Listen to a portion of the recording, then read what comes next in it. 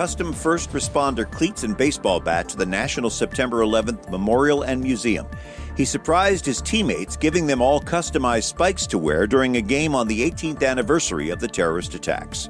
For more news from a Catholic perspective, visit EWTNnews.com. Women of Grace with Johnnette Williams starts now.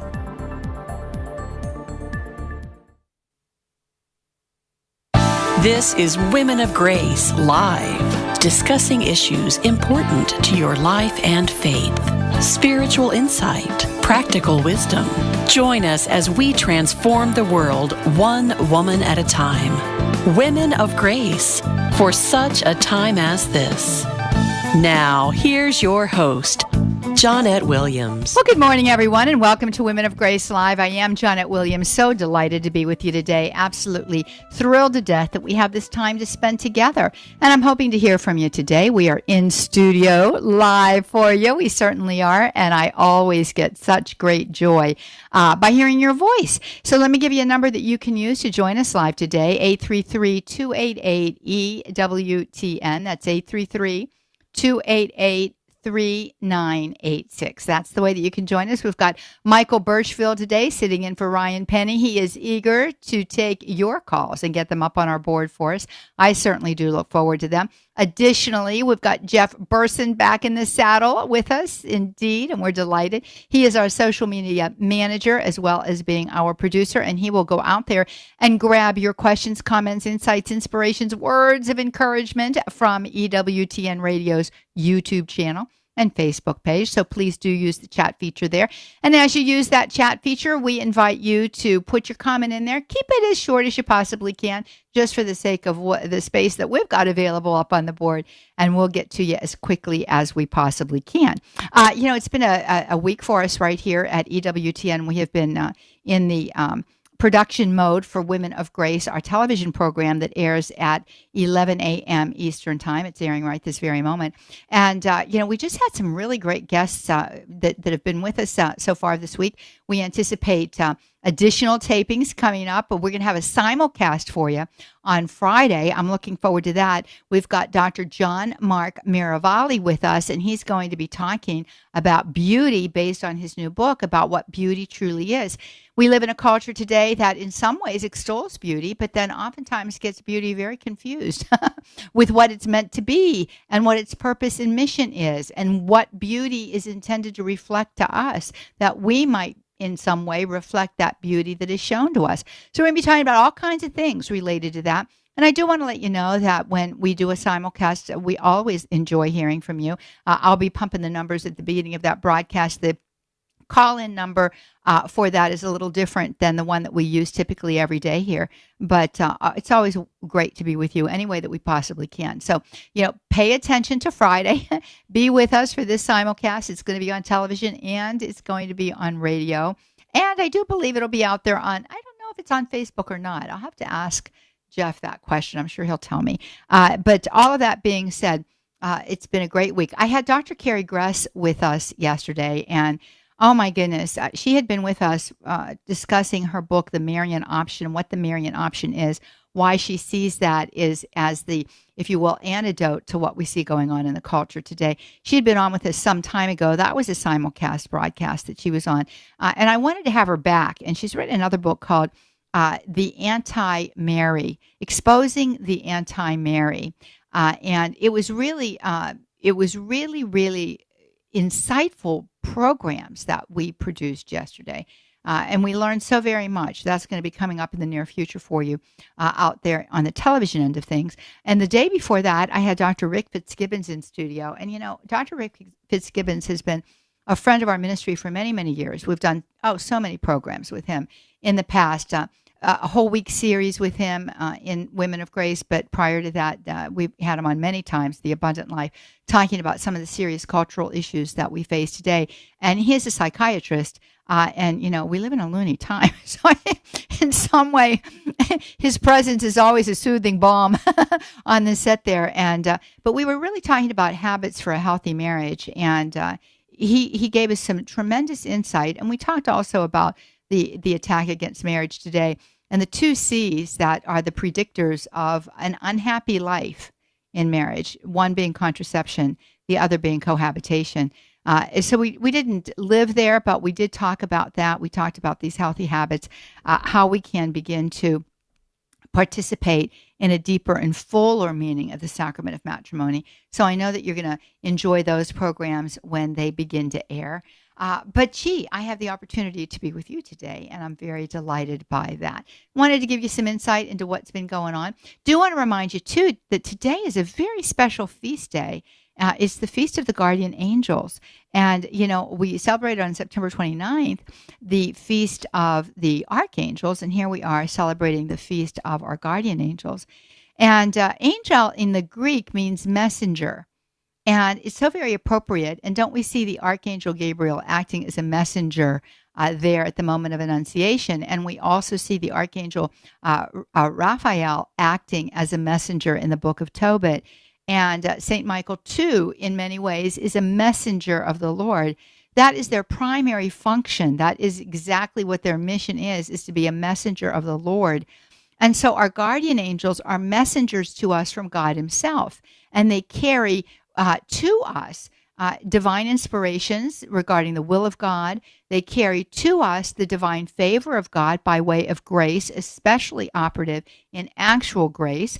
Actual grace is the grace that we receive in the present moment to affect some greater good or to in some way cooperate more with the will of God. So actual grace attends us in our daily lives, whereas sanctifying grace, primarily received through the sacraments and through our time of prayer, increases the life of God within us. Actual grace is the Johnny on the spot grace that helps us get through difficult moments, difficult decisions, bringing the right words to our mouth to speak when we're into conversations that require a tremendous amount of wisdom.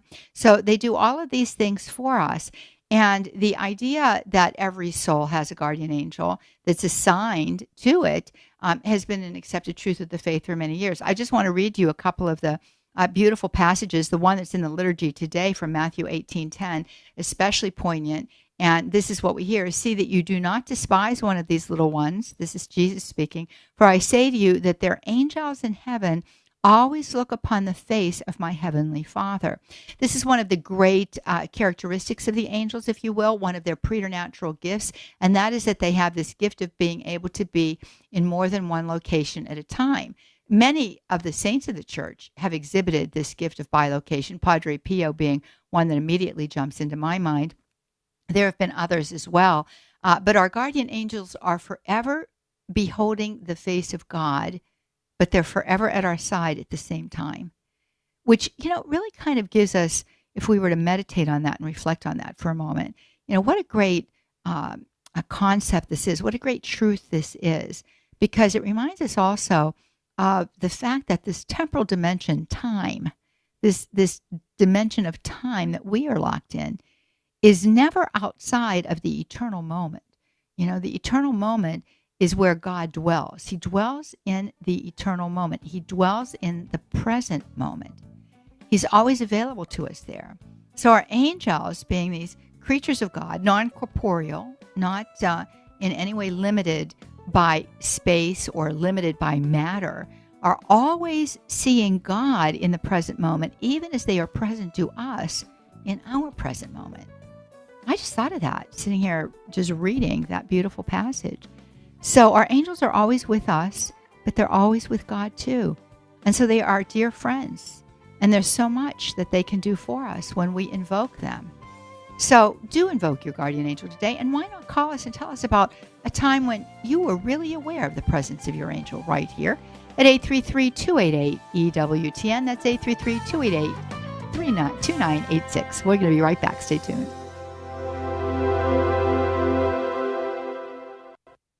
Wings is the weekly newsletter that's packed with program info, features, and updates of all that's going on at the Global Catholic Network. Just go to EWTN.com/wings. Fill out your name and email address, and you'll start getting your wings every week. When you get yours, send it to all your friends, and they can send it to their friends. And pretty soon, we're covering the whole world with the good news about EWTN. Wings, the weekly newsletter from EWTN, the Global Catholic Network.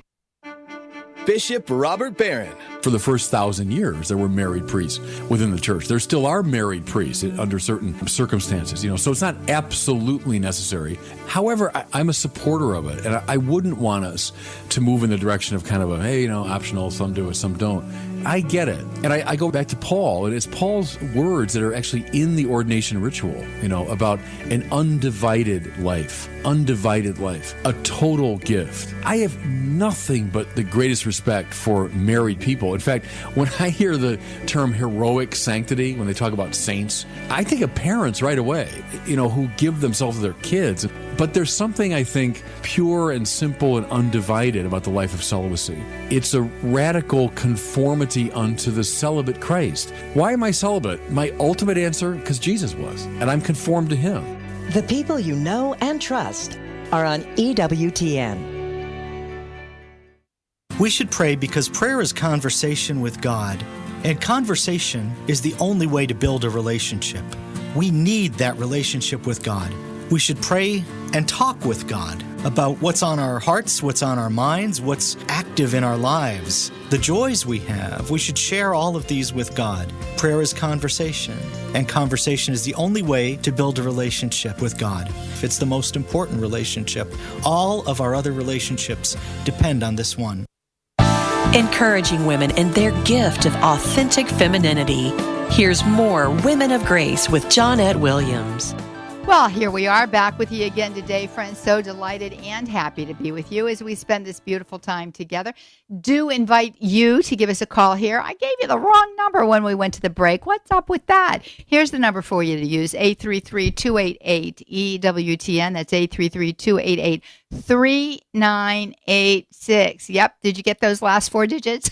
3986. That's the way that you can join us here. You can also go out to EWTN's YouTube channel and Facebook page and put your question, comment, insight, inspiration, or word of encouragement in right there. We certainly do love having holy conversation with you and invite you to join us here. Talking about guardian angels today. Why? Well, because today is the Feast of the Guardian Angels. It's a memorial in the church. And, they're just there for us. They certainly are. And so when we went to the break, I said, well, if you've got any stories about your guardian angel that you want to share today, please do give us a call. And the phone lines are lighting up, so I'm going to give you that number again, 833-288-EWTN. That's 833-288-3986. I shared a beautiful passage that is in today's liturgy, Matthew 18, verse 10.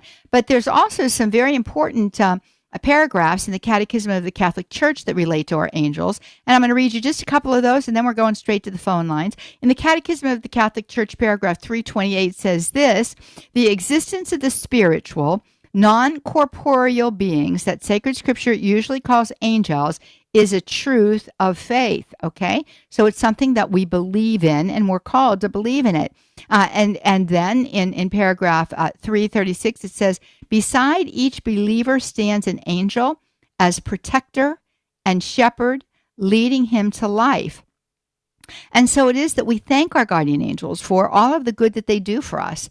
And I personally, I think, don't thank my angel enough. So I'm going to thank my angel publicly right now. Angel, thank you so very much for attending me in so many ways. And maybe your angel has attended to you in ways that are just beautiful and wonderful. And we're inviting you to call us to tell us about them today. 833-288-EWTN. That's 833-288-3986. We've got Michael Birchfield on the phones today, sitting in for Ryan Penny. Jeff Burson back with us, being our producer.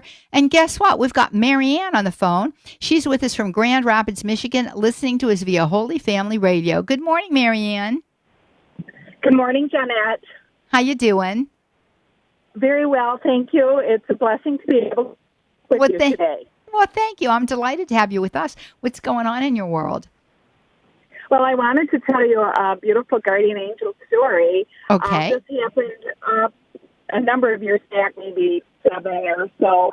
My son was doing a residency in Muskegon, Michigan, which is about an hour drive from here, and it was in January, a cold winter day, very bad weather. And he had to be there at early in the morning, and he was driving. And I woke up at around 5 a.m., very restless. Uh-huh. I just could not sleep. I felt anxious about him driving, and I just started praying. And I prayed that his guardian angel would protect him, and that I prayed specifically that the guardian angel would wrap bubble wrap around his car and keep him safe. And I can remember this prayer just like it was yesterday. And his middle name is Michael, and I was praying the St. Michael the Archangel prayer, and I was just restless. I tried to go back to sleep, but I couldn't. And about 45 minutes later, the phone rang, and I answered the phone, and it was my son, and his voice was shaking. He said, "Hi, Mom." And I said, "Hi." And he said, "I just want you to know I'm okay." Oh, my goodness. But I was just in an accident, and the car spun completely around 360 degrees, and I stopped safely in a ditch. Oh, my goodness sakes. Oh, my goodness. I give all tribute to God and His glory for saving his life that day and for making him completely safe. And I do believe that his guardian angel was right there and had wrapped bubble wrap around his car. You know, I'll tell you, when we get these little promptings that we should pray, we always do well to heed them. And I think that our angels operate in that way. You know, I talk about these little checks in the spirit from time to time, Marianne, or these little promptings, something that says, don't do this, you know, or you have a funny feeling, but you go ahead with it anyway. Generally, for me, it ends up poorly. When I heed a prompting of the Holy Spirit, you know, kind of like a green light in my soul, and I follow and heed that, beautiful things happen. And here is an example from your own life where that is so true. And I'm quite certain that the angels were involved in this. I truly believe it. I've always loved the angels. I've loved our guardian angels, and I've always asked them to be with our children. And this was just a beautiful example to me. Yeah, and you know, I'll tell you, there's beautiful ways in which our angels always want to help us. I mean, that's kind of their job, you know, and so, you know, they want for us to involve them in our lives. And there's beautiful ways in which we can do that. I remember Mike Aquilina one time was on our program and television program, and he was talking about the angels, and he was saying that, you know, he will he will ask his angel like to go to his children's angel, you know, and carry a message to his children or you know, to protect them in some way or whatever the case may be. And also, too, if there's a need to have a serious conversation with someone, we can ask our guardian angel to go and talk to that person's guardian angel and procure. And to procure for them the grace that they need to receive the words that are going to be spoken, you know. That's a beautiful thing, because the angels, you know, they want to work together on our behalf. And so if we remember that, there's a real familial kind of relationship there. And so if we remember that, I think we'll see even greater mysteries being revealed to us through our angels. Yes. Well, absolutely true. Thank you for your story today, Marianne. I'm delighted to hear it, and I know that you've edified so many of our listeners today. Thank you so much. You're welcome, sweetie. God bless you. Bye-bye now. Yeah, you know, and isn't this the case with our children? I think about, you know, all of the children that sometimes can cause such pains in our heart, you know, when all you really want is the best for them. And our angels can do our bidding for us, you know. We can ask our angels to go and work with our children's guardian angels to help affect things in their lives. And, you know, we always can use help, can't we? So why not use the help that God's given to us? Let's go to Grace. Grace is in San Antonio, Texas today. We're talking about your angel stories here on the Feast Day of the Guardian Angels. 833-288-EWTN. That's 833-288-3986 is the way you can be with us. Good morning to you, Grace in San Antonio, listening to us via Guadalupe Radio Network. Hello to all of our Guadalupe Radio Network friends out there. How are you, Grace? I'm good. How are you? Very well, thank you. You have a great name. Nice to hear you. Oh, thank you. Thank you so much.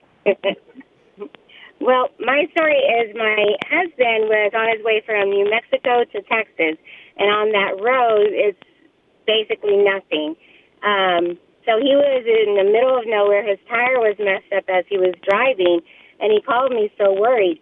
So when we hung up, I started praying that God sent an angel just to protect that tire till he got to safety. Well, when he got to a tire shop, he called me up and he said, Grace, it felt as if an angel was guarding and taking care of that tire till I got here. And he had no idea that that's what I was praying for. It was amazing. Isn't that something? Oh, that gives me goosebumps, Grace. That's really remarkable. Beautiful. Oh my goodness. Well, listen, I got to share a little secret with you.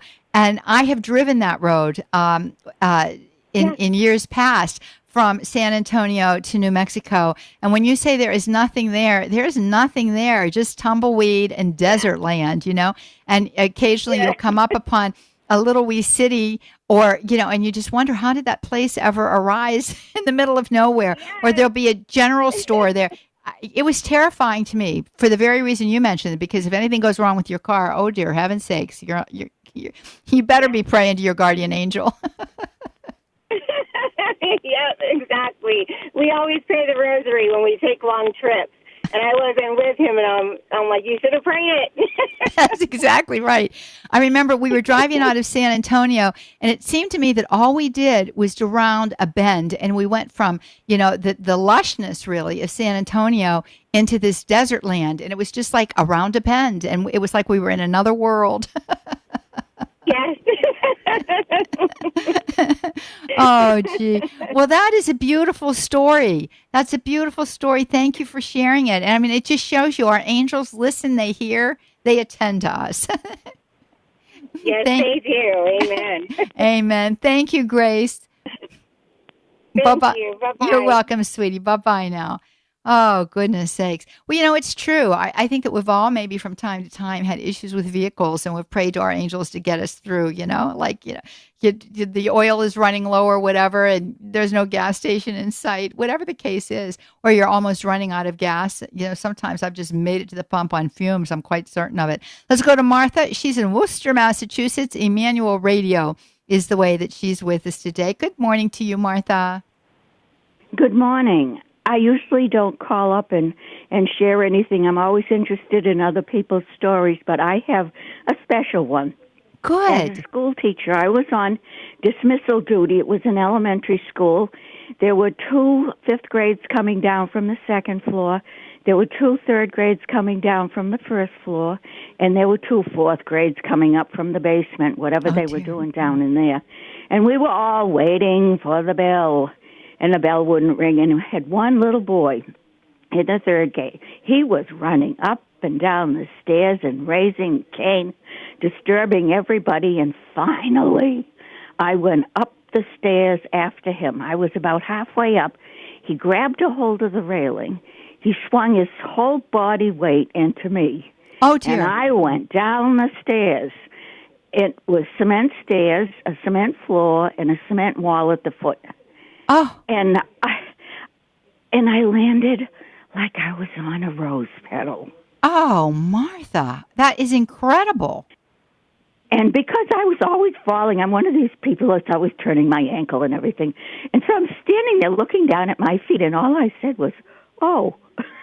Oh, and the bell rang, and we all... So I always sort of want everybody to know, do not doubt that you have a guardian angel all the time in the most unexpected places. Oh, and so I thought to brag about him whenever I can. Well, I love the fact that you like to brag about your guardian angel, and this is a story well worth bragging about him about. You know, what a remarkable thing.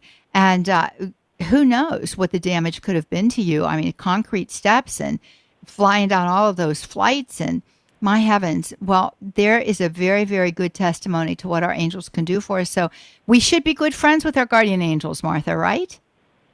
Oh, yes.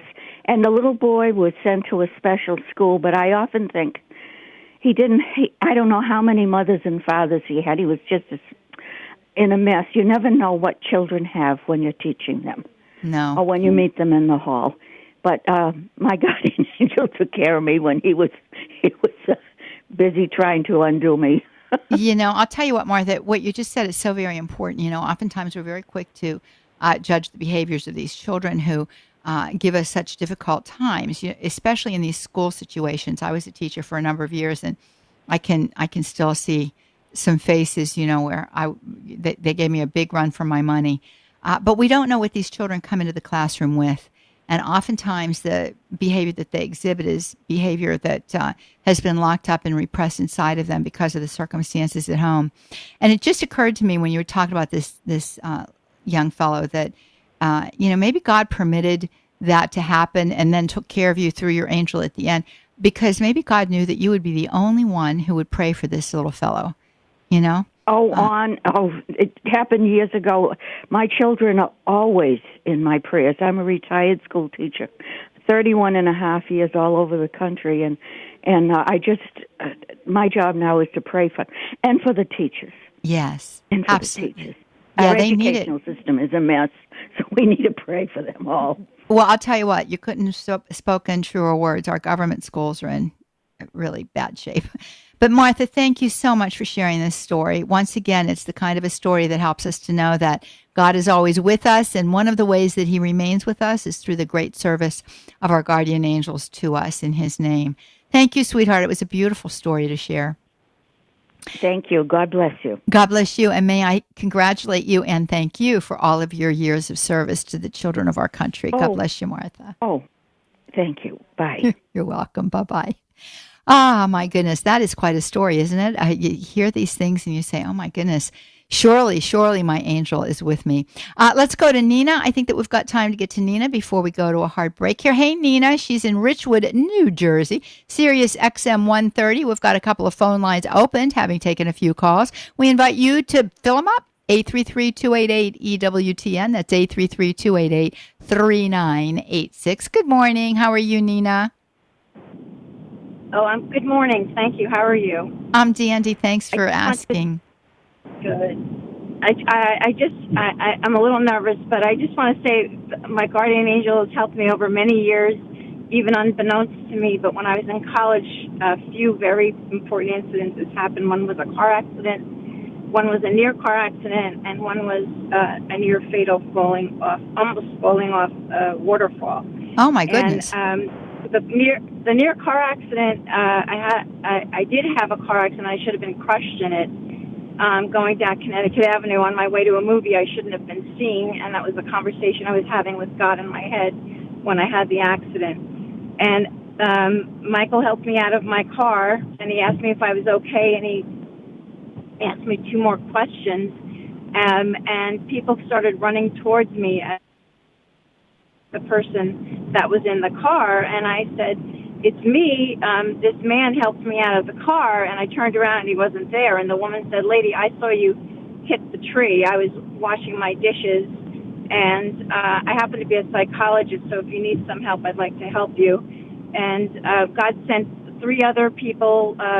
The car behind me chased the person who cut me off and landed me into the tree, but they came back saying that they didn't see anything. And the third was another person who was an eyewitness seeing me get out of the car, pulled over and said that they didn't see anybody help me out of the car either. And I said, well, he was here for a couple of minutes, and I was having the conversation with everyone, like, he was here, and I was explaining it. And so they wanted to call an ambulance, and instead they called a taxi because I said I was fine. I'm fine. Look at me. I'm fine. I got in the taxi, and I gave a witness to the taxi driver, and when he got to the hospital, he turned around and he said, lady, I just want to let you know I came to America as a Catholic. I became a Buddhist, and I'm going home to tell my wife that it's time to go back to Jesus. We're going to confession. Oh, my goodness. Well, Nina, I'm going to ask you to hold it there. We're going to a break, and when we come back, we'll come right back to you, and you can finish up telling us about that incident and the other incidents as well. Friends, we're talking about guardian angels right here today, 833-288-EWTN. That's 833-288-3986. We're going to be right back. Stay tuned.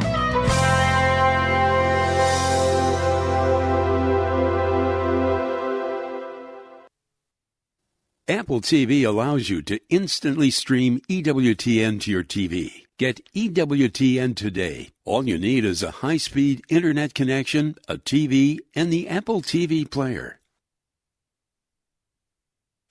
The leading Catholic voices are on EWTN Radio.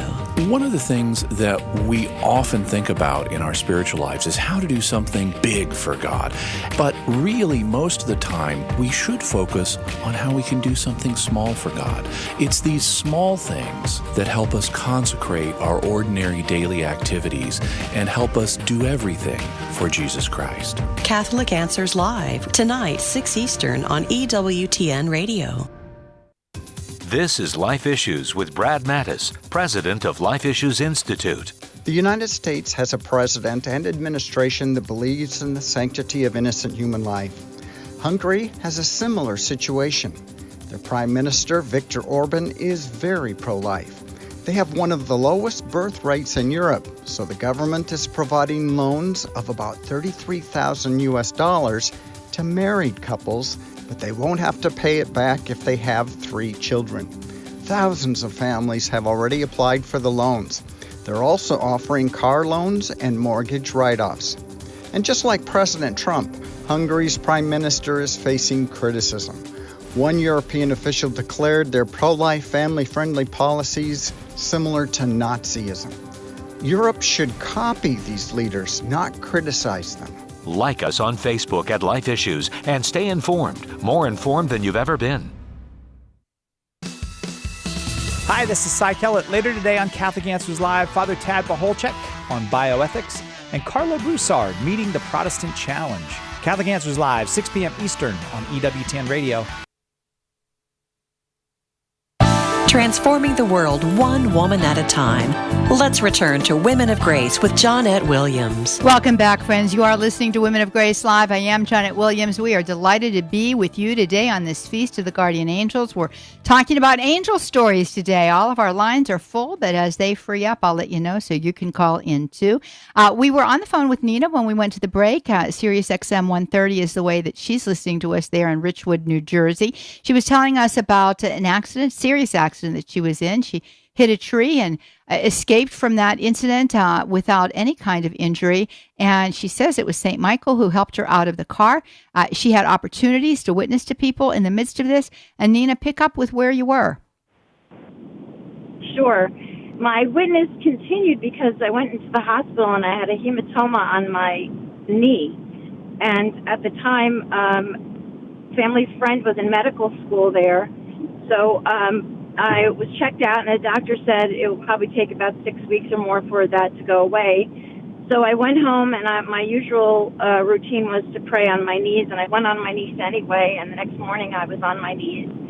But that night, my friend, the medical student, came and looked at me, and he said, "Oh, yeah, that may be 6 months before it goes away." And the whole night, I just said, "Lord, you know what? You sent somebody to help me, and I offer this up to you." And the next day, I took a shower and said my prayers, but I didn't realize until I was walking the 45 minutes to school that I had no pain. And then I looked at my knee that night, and the swelling, the bruising, everything was gone on my knee. The Lord just cleaned up the whole situation completely within 24 hours. And it was Nina. really, an amazing testimony for me to share with my friends at school. Oh, I'm quite certain. And, it's those kinds of testimonies that really encourage faith in people. It edifies faith, and it helps people to believe, just like happened with you with that cab driver who said that he and his wife were going to come back to the church as you shared with him what had gone on earlier as he drove you to the hospital. To leave it there with that one story, but you're a graced lady, Nina, and you've graced us all with your story today, and I'm very, very grateful. St. Michael the Archangel, pray for all of us. Take all of us underneath those beautiful wings of yours and help us to live this life that our Lord would have us live. Thank you, Nina, and God bless you. Thank you. Thank you, and God bless you. Let's go to Susan. Susan is with us in Antioch, Illinois, WSFI 88.5 FM. She's a first-time caller. So I ring my first-time caller bell for you, Susan. How are you? Fine, Johnnette. Thank you. Thank you for taking my call. Well, you're so welcome. Tell us your story. Oh, yes. This is, okay, I was driving on a Sunday morning, bright, sunny, dry fall Sunday morning. I was driving a red Jeep Cherokee, so it is very visible on the road. It sits a little higher than other cars usually. I'm driving, and as I look down the road, it's a country road. I can see a stoplight, and it turns green, so I can go through the intersection. Again, pretty much country roads. As I go through the intersection, as I approach the intersection, a small car makes a left turn in front of me. Everything slowed down. For me, everything slowed down. I remember looking down into the windshield and the passenger window of that car, and I could see 4 boys in there just staring up at me. Oh, my goodness. As I was coming down on them, I look back up through my windshield, and I am now heading west. I was heading south. I am now heading west on the intersection road, and I look up, and I see a car with an elderly couple coming directly at me. Oh, my goodness. And I'm just looking at them, and I did not drive this car. I have told so many people I was not driving. I looked up. I looked from the elderly couple out my windshield, and I could see the standard for the stoplights directly in front of me. My car came to a stop heading due east on the side of the road. I was shaking so bad. I looked to my left. The elderly couple drove straight past me, staring at me. The young boys went through the intersection and were now heading west, all of them with their mouths open, staring at me. All I could do is cry. Mm-hmm. I did not drive my car. I did not drive that car. For days, I would wake up in the morning with tears running down my eyes because I did not have to live with the death or injury of anyone. And I know my guardian angel drove that car that morning. Oh, my goodness, Susan. What a chilling story that is. And, you know, wouldn't you have liked to have had the opportunity to talk to that elderly couple or those 4 boys to see what it was that they saw, you know, because clearly you were going in all of these different directions. And my goodness, that's a miraculous story.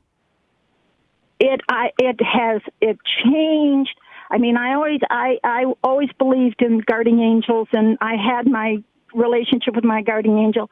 But Johnnette, this happened probably 15, 20 years ago, but it changed. I now pray to St. Raphael for my journeys. I believe in the guardian angels. I was so well. Just not me, though. Everybody around me that morning was so protected by this power that God has granted us for, not us, but through our angels. It really, really changed everything in my understanding of who is there to help us and protect us.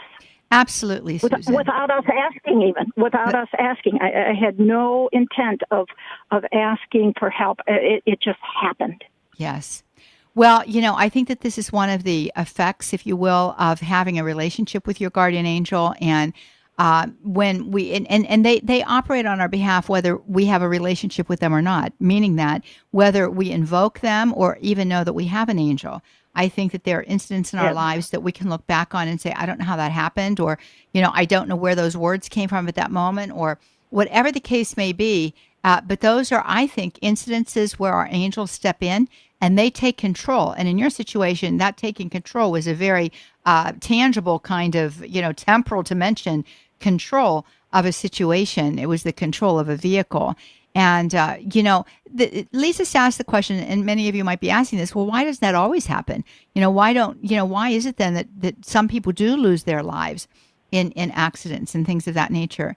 And I go back to this great reality of God, that God only works for the benefit of the human person, and he knows all things. So when God, through his permissive will, does let something tragic happen, it isn't because of punishment. It's because oftentimes God knows that that person is the closest to him that person will ever be in that moment. And we can rejoice and thank God that even in that moment, our guardian angel was there attending to our loved one or attending to us in ways that we don't even know. So God's grace is always there, always available.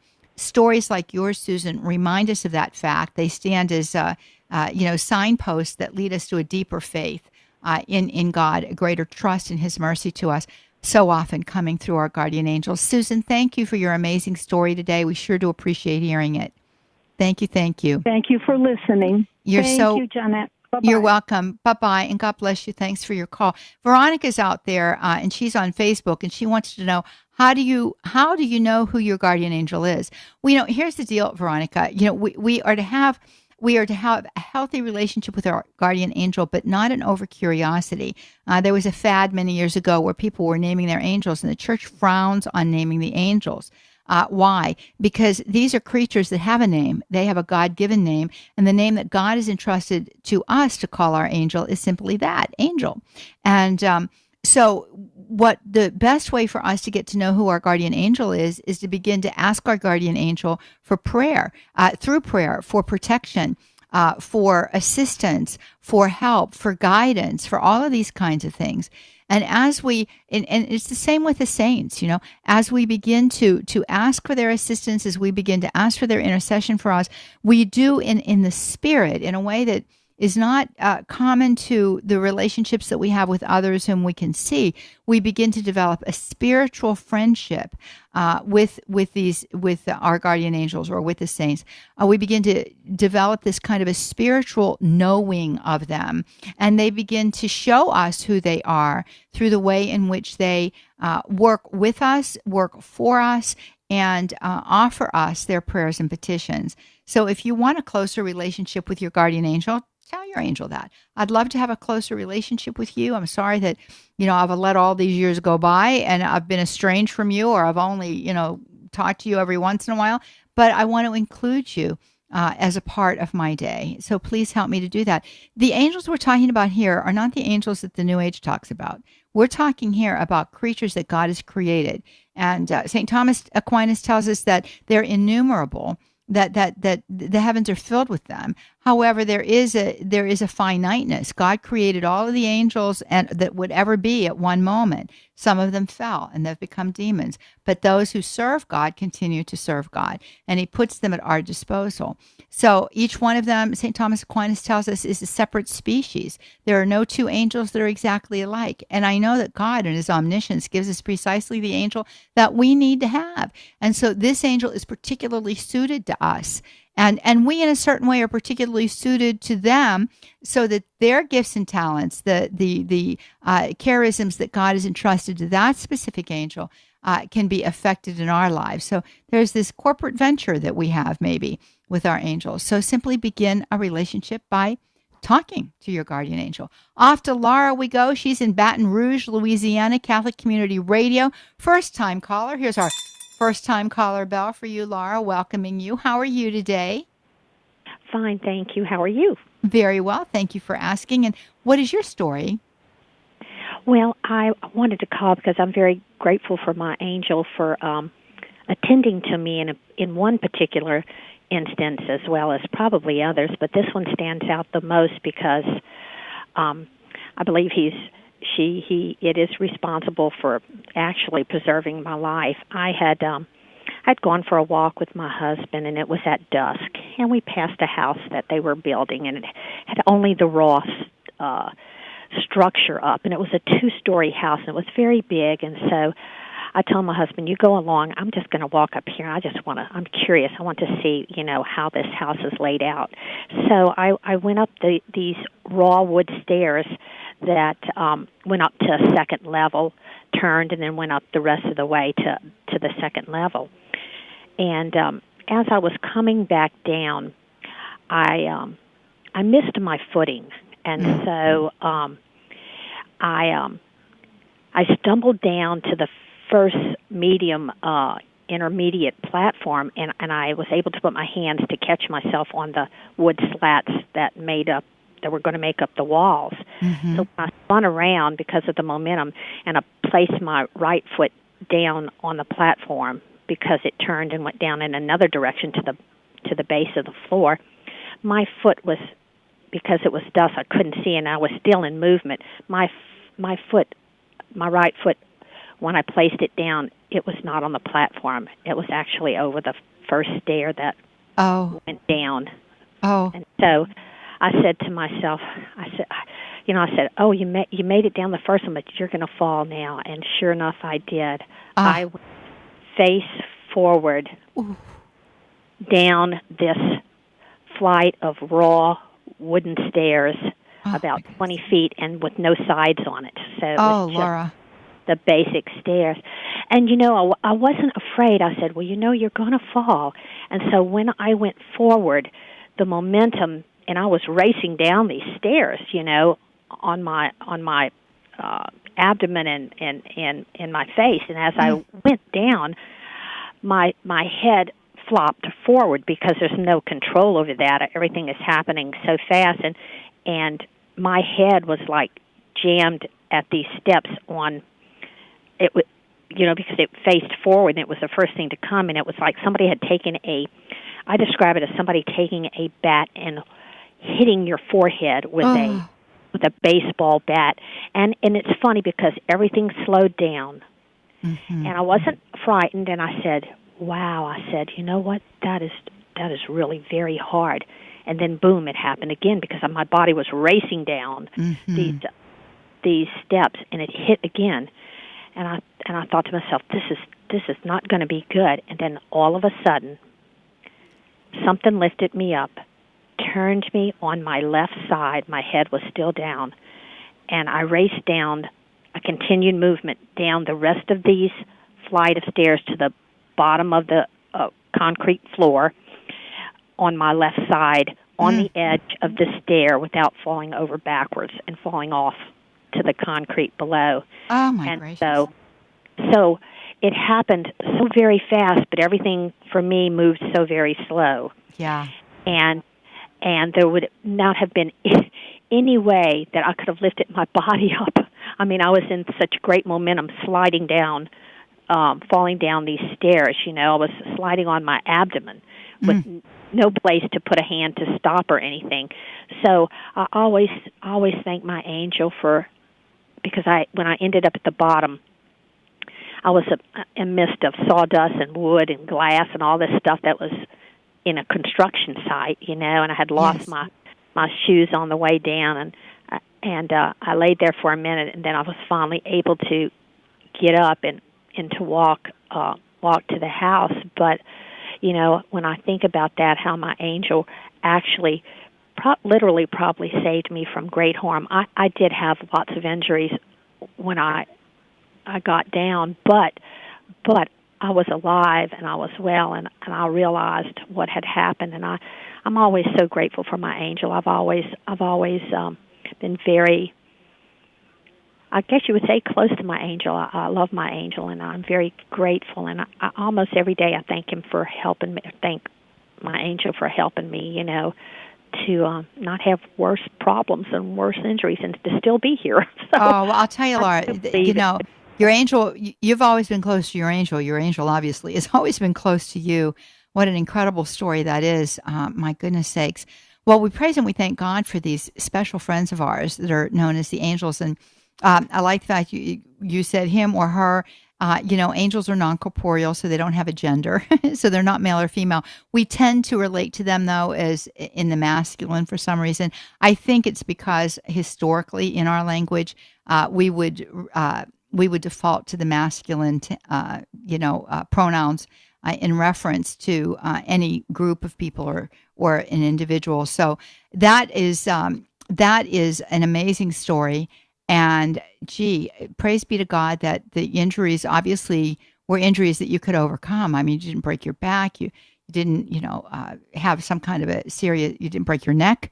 Here you are today to tell the story and to give glory to God and to thank him for the gift of your guardian angel. Thank you so much, Laura, for your story. Very welcome. Thank you. Thank you. God bless you. Well, I'll tell you, if you're just listening to these stories today, surely I know for me, it's encouraged me to continue to ask my guardian angel for assistance, and I hope it's doing the same for you. We've got Minerva with us. Minerva's there in Brandon, Florida, not too far from where my neck of the woods has been for many years.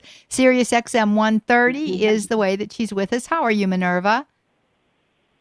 I'm fine, thank you for asking. How are you? Very well, thank you. And what's your story about your angel? Well, my story goes back many, many years, about 50 years or so. I'm about in my 70s right now. Okay. I grew up as a tomboy, climbing trees, jumping fences, but I lived in the city, in New York City. So we lived in a 20-story building, and my friends and I used to jump from roof to roof to roof and play around and, you know, being children up in a city, okay? And this particular day, we were jumping from roof to roof, and I was getting ready to jump from a 20-story building to what I thought was another 20-story building. But instead, something held me back, and I looked down, and there was no building there. Oh, dear heavens. It was just open space. But I felt like something grabbed me and told me, don't jump. So I didn't. You know, normally it would have been one of those just, you knew the building was there, so you just jumped.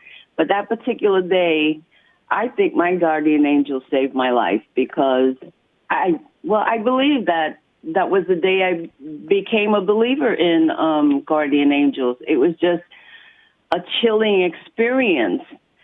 And I stopped jumping from roof to roof. Oh, I'm so glad about that, Minerva. I was going to ask you, did you keep jumping from roof to roof? That would put the fear of God in you really fast. I'm just saying, you know. But I have to agree with you. It must have been your guardian angel prompting you, you know, telling you, you know, not, you know, holding you back from making that decision. And, you know, here's the deal. Our guardian angels cannot take away our free will. We have to respond in kind to their guidance and to their leadership, you know, and you did that. Yeah. Praise be to God, because you're telling the story today, you know, and so we're very grateful for that. And I, too, would become a believer had I not believed before with that kind of a remarkable experience. Thank you, Minerva. I really appreciate it. Thank you for your call. We appreciate you, and thanks for listening, sweetie. God bless you. Bye-bye now.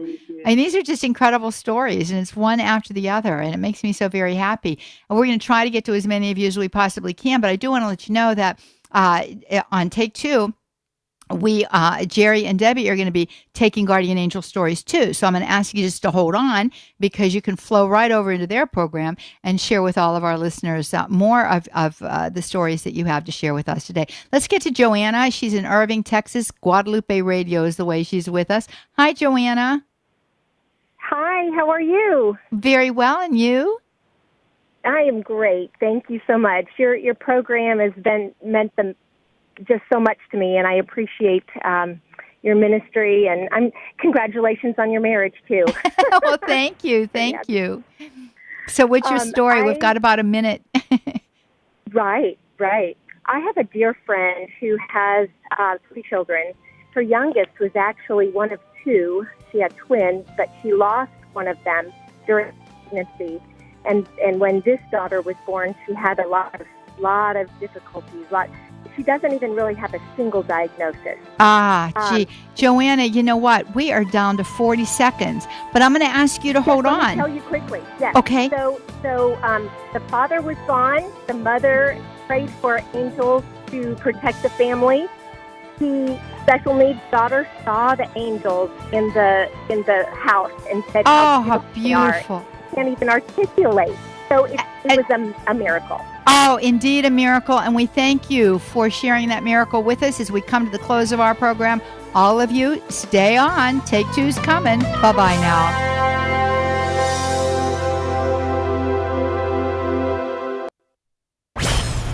How do you relate